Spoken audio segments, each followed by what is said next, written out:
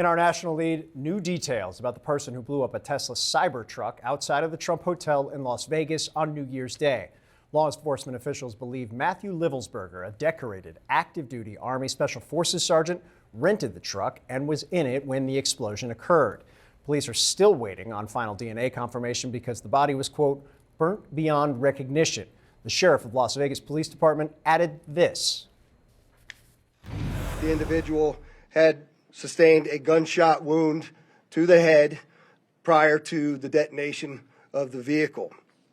One of the handguns was found at his feet inside of the vehicle. CNN's Natasha Chen is on the scene in Las Vegas. CNN's John Miller joins us from New York. Natasha, to you first. The sheriff said investigators demonstrated that the investigators worked through the night, came up with a ton of evidence. What more can you tell us?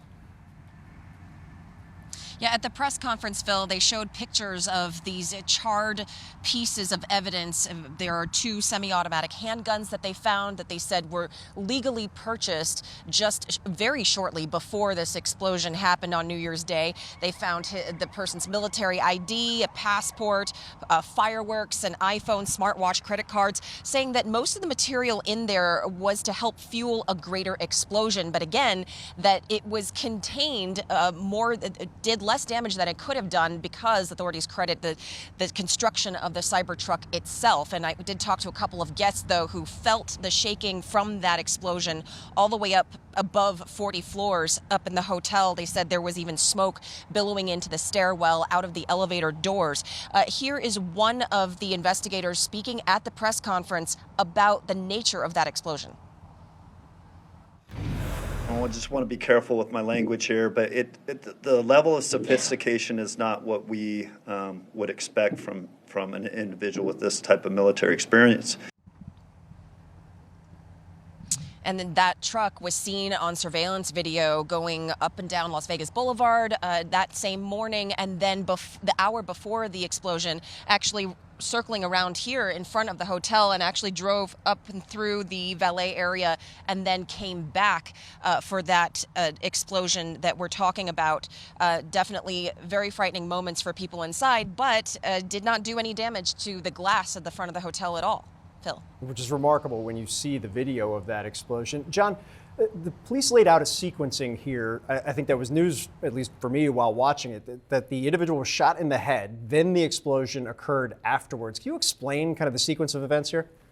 So one of the things that we were wondering about yesterday is how does someone roll up in a car, start the fuse or detonation process of this conflagration of flames and heat, and then just remain in the driver's seat? That requires, even in a suicide, a tremendous amount of willpower to sit through that.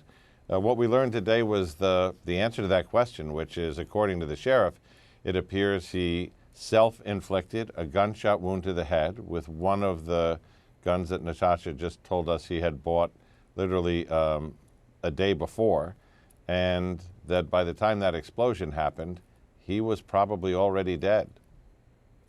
John, the FBI spent hours at a Colorado Springs home they say was related to the explosion, still looking into whether this was terrorism. I think what's striking about, particularly in contrast to the New Orleans attack, where the profile very much fits with kind of what we've seen over time related to somebody who was radicalized by ISIS, there are a lot of questions that we don't have answers to in terms of motive right now. What do you know? Well, one of the things that's been so time-consuming about these searches is not just putting together the documentation to get a federal judge to sign off on the warrant, but also when they were on the line of thinking that these might be connected, that they might be both connected to terrorist groups, that they might be connected to other accomplices. When you enter a place to do a search like this, it's not the investigators who are going through the door first. It's the bomb squad, and they're not walking through the door. They are literally scanning every surface in front of them, looking for where's that tripwire, where's this third and fourth device, where's the booby trap when you open this door. So they clear the place, and that takes a long time to do it under these circumstances. Your normal search warrant, you walk in and you're looking for what you're looking for. Then the crews that go in, they're looking for everything. They want to know fingerprints, Who's been here? How about our subject? How about anybody else that registers in here? DNA, what's in the drains, chemical, residue, explosive residue, and so on. So that's been time consuming, but these cases are starting to separate, Phil. We're seeing New Orleans start to look like what New Orleans is, which is a self-radicalized individual who took it upon himself to say, I'm doing this on behalf of ISIS. They'll still go back through his material to see if he was in contact with ISIS or a consumer of propaganda, but that's what he says on the tapes, allegedly. Las Vegas, more complicated. A higher level of military training, an active duty member, a member of special forces who has been deployed in Germany most of this time, comes home for Christmas, and they've interviewed his command on both sides of the pond in Germany and at Fort Carson, Colorado, the people who worked with him and served with him. They've also interviewed family members, his wife, his mother included, and they are starting to get a picture of issues that came up within the family situation, part of the pressures of long-term deployments and other things that might make this more personal and more suicide than anything else.